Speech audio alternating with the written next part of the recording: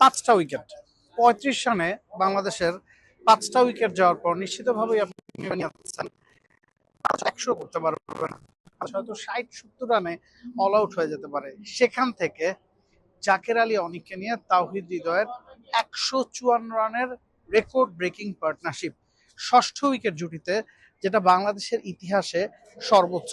এর আগে 150 রানের জুটি ষষ্ঠ উইকেট জুটিতে ওয়েস্ট ইন্ডিজ সফরেই গড়েছিল টিম বাংলাদেশ। জাকের আলী অনিকের নাম ওই জায়গাটাতেও ছিল। মাহমুদুল্লাহ রিয়াদকে সাথে নিয়ে 150 রানের জুটি গড়েছিলেন ওই দুজন। তবে এবার সেটাকেও টপকে গেছে বাংলাদেশ, এবং সিচুয়েশনটাও কিন্তু ভিন্ন ছিল। ওয়েস্ট ইন্ডিজে যেই কাজটা জাকের আলী অনেক মাহমুদুল্লাহ রিয়াদ করেছিলেন, 150 রানের যেই পার্টনারশিপটা তারা গড়েছিলেন, সেটা কিন্তু বাংলাদেশ 180-র ঘরে 5 উইকেট যাওয়ার পরে সেখান থেকে বাংলাদেশ 321 রান করতে সক্ষম হয়েছিল। আর এই জায়গায় ঘটনাটা ছিল পুরোপুরি উল্টো। 35 রানে 5 উইকেট পড়ে যাওয়ার পর যে প্রেশারটা ছিল, প্রতিপক্ষর নাম যখন টিম ইন্ডিয়া, তখন ওই নার্ভাসনেসকে ডিল করেই কিন্তু এগোতে হয়েছে জাকের আলী অনিক এবং তাওহিদ হৃদয়কে। দুজনই আউটস্ট্যান্ডিং দুটা নক খেলেছেন, দুজনই শুরুতে রোয়েশ হয়ে খেলেছেন।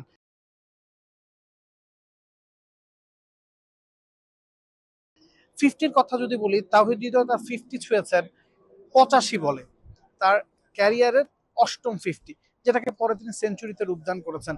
অন্যদিকে জাকের আলী অনিক 87 বলে 50 করেছেন, এবং 50 করার পর দুজনে কিন্তু এক্সেলেট করার চেষ্টা করেছেন। তাওহিদ হৃদয়, যেটা বলছিলাম যে 85 বলে 50 করেছেন, সেখান থেকে 114 বলে সেঞ্চুরি আদায় করে নিয়েছেন, মানে পরের 29 বলে তিনি 50 রান করেছেন, সেটাও কিন্তু ক্র্যাম্প নিয়ে।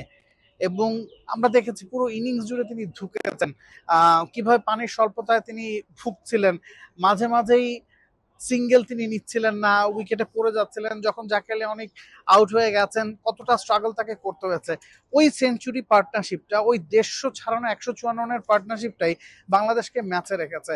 হ্যাঁ, 250 রান যখন আপনি টিম ইন্ডিয়ার পক্ষে করতে পারবেন না, হয়তো আপনি ফাইট করার অবস্থায় বা ক্যাপাবিলিটিতেও থাকবেন না, তবে যেই সম্মান হারানোর বিষয়টা চলে এসেছিল সামনে 35 রানে 5 উইকেট যাওয়ার পরে, যেখানে আমরা ভাবছিলাম যে বাংলাদেশ হয়তো 100 করতে পারবে না, সেখান থেকে এই দুজন দলকে দিশা দেখিয়েছেন।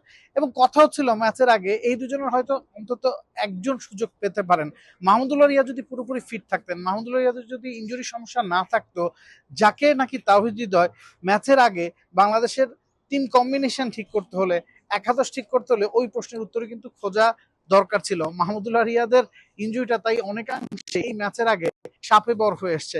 জাকের খেলেছেন, তাওহিদ হৃদয় খেলেছেন, দুজনের 150 পেরোনো পার্টনারশিপটাই এই ম্যাচে বাংলাদেশকে মোটামুটি সম্মানজনক একটা স্কোর এনে দিয়েছে, যেটাতে হয়তো বোলাররা ফাইট করার একটা স্বপ্ন দেখতে পারে।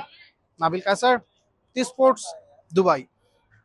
For more updates, subscribe to our YouTube channel and click on the bell icon. Follow us on Facebook and Instagram. Download T Sports app to enjoy exciting games and highlights. Visit tsports.com.